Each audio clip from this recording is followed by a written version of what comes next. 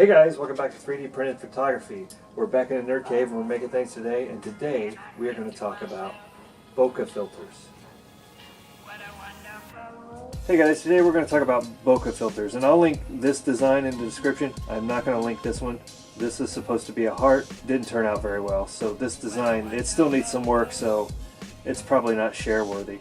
But this star turned out really well. So if you don't know what bokeh filters are, you put these in front of your lenses when you take a picture, and you leave your aperture wide open. So you need a wide aperture and have some lights in the background, and the lights will pick up these shapes. So first, let's take a look how these printed, and then we'll take a sample photo, see if we can make it happen. What a wonderful world.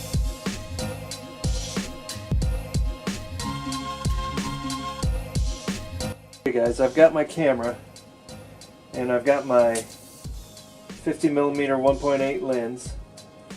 I've got it set to 1.8, and I'm just going to hold this bokeh filter right here in the front, and the key is to get the lights out of focus, and then these stars should appear where the lights are.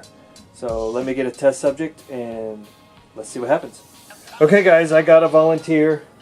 I got Joey, who is reluctantly going to get his picture taken. Please turn around, Joey, and step out like 2 steps.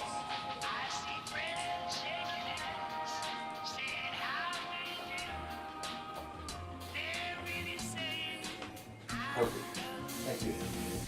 What's that thing, that purple thing? It's a bokeh filter. See, look. Look how it makes those lights turn out. So it'll take on whatever shape that is. Pretty wild, huh? Okay guys, let's take a look at that picture and see how it turned out. Looks pretty cool.